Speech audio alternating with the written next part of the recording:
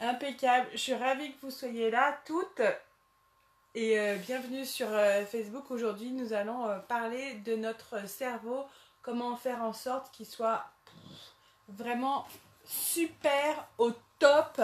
Et donc là je vais vous utiliser un exercice qui sort de la kinésiologie, qui s'appelle l'édukinésiologie.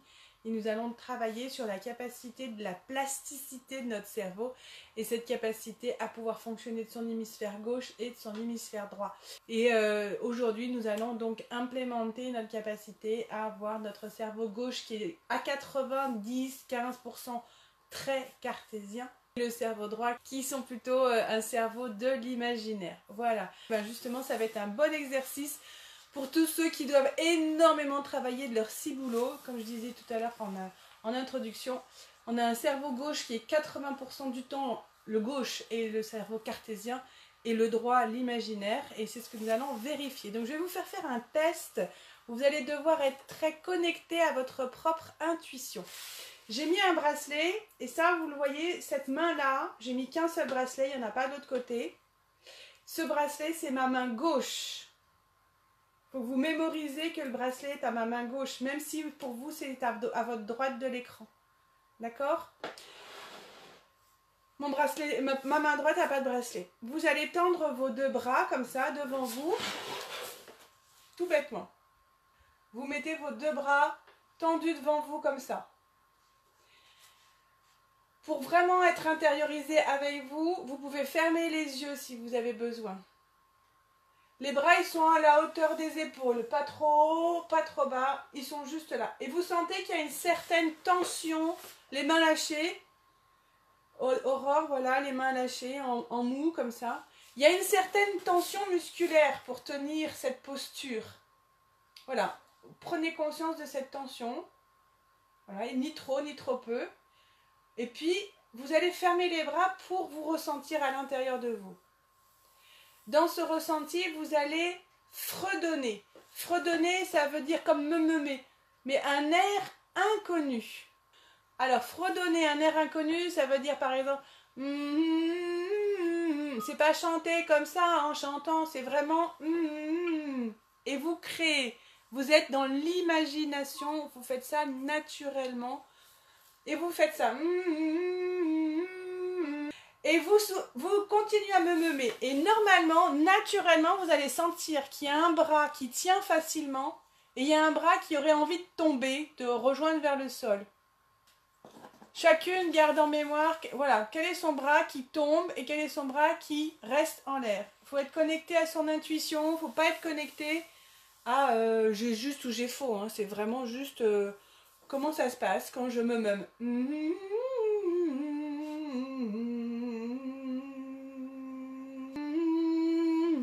Vous fredonnez quelque chose. Donc vous notez sur un papier le bras qui tient et le bras qui reste en l'air. Vous gardez ça pour l'instant sur un petit coin. Vous ne cherchez pas à réfléchir. Une fois que vous avez noté ça, on va passer à la deuxième partie. Toujours les bras, même posture. Vous revenez à la même posture. Et cette fois-ci, chacune dans votre coin, à voix, les yeux fermés pour être mieux connectés à votre centre intérieur, à voix haute. Voilà, une fois que vous avez posé, hop, les bras sont en l'air, vous allez compter à partir de 21, de 2 en 2 en décroissant. 21, 19 et vous continuez. Pareil, vous allez sentir quel est le bras qui reste, quel est le bras qui tombe. Il n'y a pas de bonne réponse, il y a votre réponse.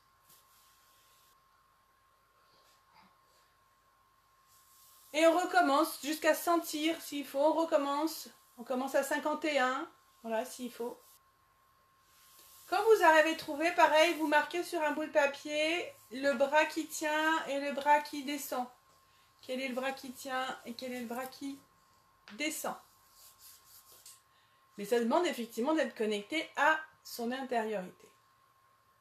Et ça, c'est pas facile d'être connecté à son intériorité. Se faire confiance en plus à son ressenti. Oh là là, est-ce que j'ai la bonne réponse? Est-ce qu'il y a une bonne réponse? C'est quoi la bonne réponse? Mais il n'y a pas deux bonnes réponses, il y a votre bonne réponse. Et c'est ça qui est important. Donc, Une fois qu'on a fini cet exercice, il faut être sûr de soi à l'intérieur et c'est vraiment sympa cet exercice pour sentir vraiment est-ce que je suis sûre de moi et de mon ressenti. Alors, pour toutes celles qui ont, quand elles fredonnent, ça c'est ma main gauche, d'accord?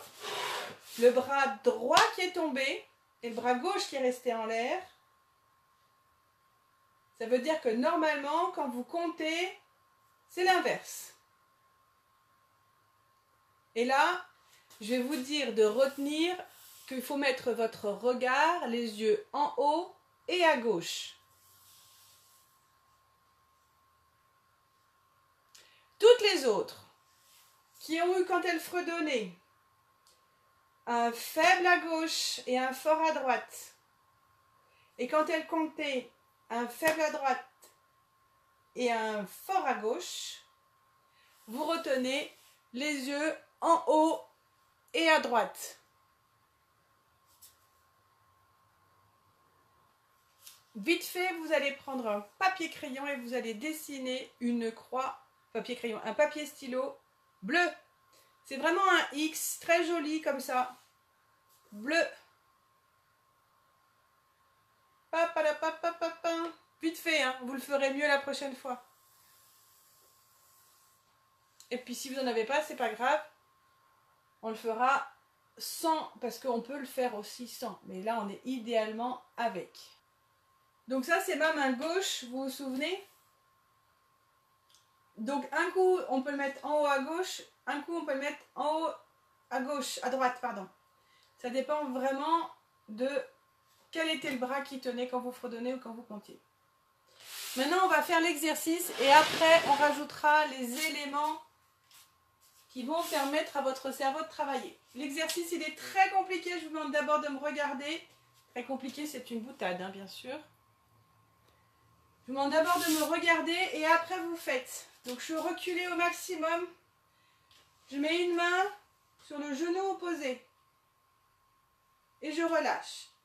Une main sur le genou opposé et je relâche. Donc, je vous ai bien montré le mouvement. Maintenant, je vais le faire simple. Il n'y a vraiment pas beaucoup de choses à faire. C'est juste en même temps de tenir votre équilibre et de faire ce mouvement en alterné. Main, genou opposé. Alors attention, on n'est pas en train de danser. On ne part pas de chaque côté comme ça. C'est vraiment très simple. Main, genou opposé. Allez, vous y allez tranquillement. Essayez de le faire avec, en fonction de comment vous êtes, de votre énergie. Et allez-y d'abord doucement pour que votre cerveau il prenne bien le temps de comprendre ce qui se passe. De bien déposer, je vais m'approcher pour que le zoom y voit un peu mieux. C'est la main sur le genou, on n'est pas à mi-cuisse, on n'est pas là. On est main-genou, on englobe bien tranquillement. On englobe le genou. Parfait. Et maintenant que vous continuez et vous allez imaginer que vous voyez votre croix bleue. Et en fonction de là où on a décidé, on a compris tout à l'heure, soit vous mettez votre regard en haut à droite, soit vous le mettez en haut à gauche. C'est vraiment, je vais faire une grimace pour que vous voyez au niveau de mes yeux. C'est les yeux qui bougent. D'accord? Vous respirez, vous lâchez les mâchoires. Vous vous détendez. Faites-le avec le plus de conscience possible et de douceur pour que votre cerveau il puisse vraiment prendre le temps d'enregistrer, pardon pour les bruits de chaise, cette alternance de mouvements droite et gauche.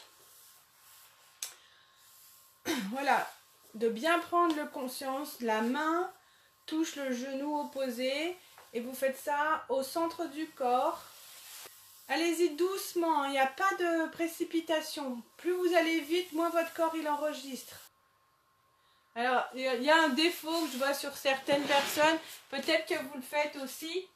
Donc, c'est de faire attention, c'est que le genou il se lève, il ne croise pas à la chaîne, il ne va pas sur l'autre côté comme ça. Il vraiment juste, il se lève et ça se croise au centre, dans votre ligne du milieu. Vous vous souvenez, hier, on a vraiment fait cet arbre pour être bien ancré.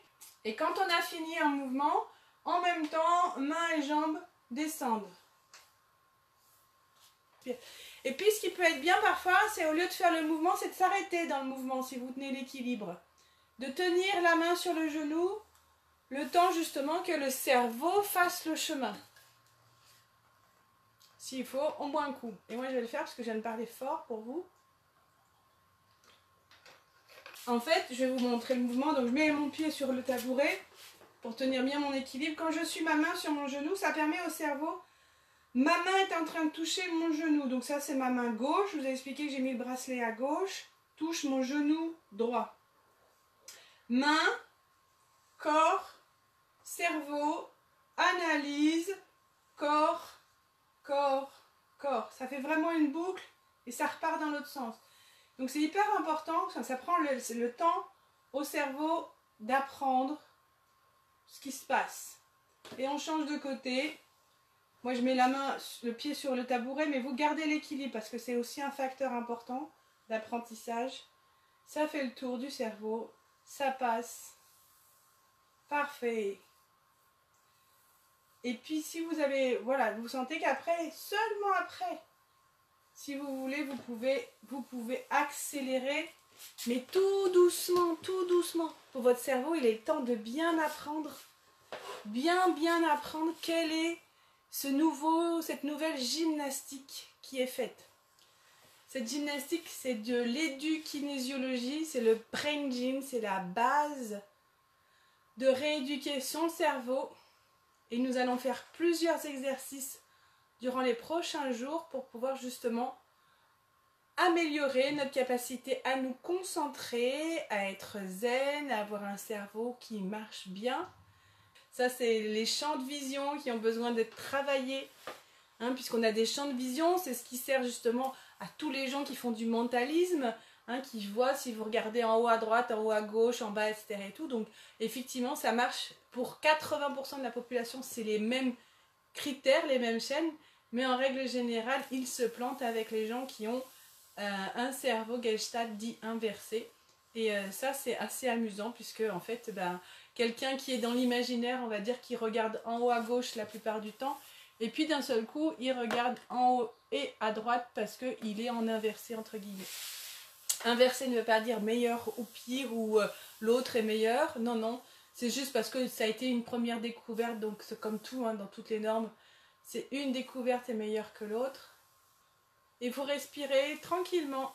Et une fois que vous avez bien fait cet exercice, vous commencez une série de 28 jours à faire tous les jours cet exercice pour pouvoir faire en sorte de faire du bien à votre cerveau. Donc vous comprenez que c'est une éducation, ça prend du temps. Et l'exercice, il est à faire pendant 28 jours. Donc au moment de vous laver les dents, au moment d'aller vous coucher, c'est super, c'est un bon exercice. Pas besoin de faire beaucoup, juste une petite minute. Donc voilà, j'espère que vous allez mieux en vous et que du coup vous sentez que votre corps il est en train de grandir, et c'est vraiment c'est un exercice qui s'appelle le brain gym, donc la gym du cerveau, et c'est hyper important de répéter le geste et d'y aller avec douceur. C'est de la répétition et la répétition, et vraiment de le faire tranquillement.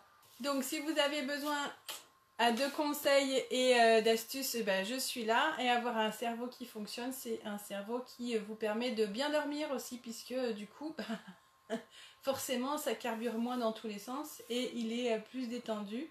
Donc refaites cet exercice. Et surtout, une fois que vous avez évalué un bras et un autre, à partir du moment où on est dans son côté, il ne faut pas rechanger de côté. Par contre, hein, faut vraiment... Donc vaut mieux le faire avec les yeux au neutre plutôt que de se tromper de regard. Voilà, j'espère que vous avez apprécié cette vidéo aujourd'hui et que vous avez grandi encore avec ça. C'est un exercice vraiment différent de ce qu'on peut vous proposer, mais je vous conseille vraiment d'aller faire du sport, d'aller faire plein de choses pour vous tonifier. Souvenez-vous que les grands vainqueurs d'une immunité forte, c'est 1. Diminuer son stress, 2. Augmenter son activité physique, 3. Avoir une alimentation saine et vivante, et 4. Un sommeil détendu et reposé. Voilà, j'espère que vous allez passer une bonne nuit et que vous allez aller de mieux en mieux. À très bientôt!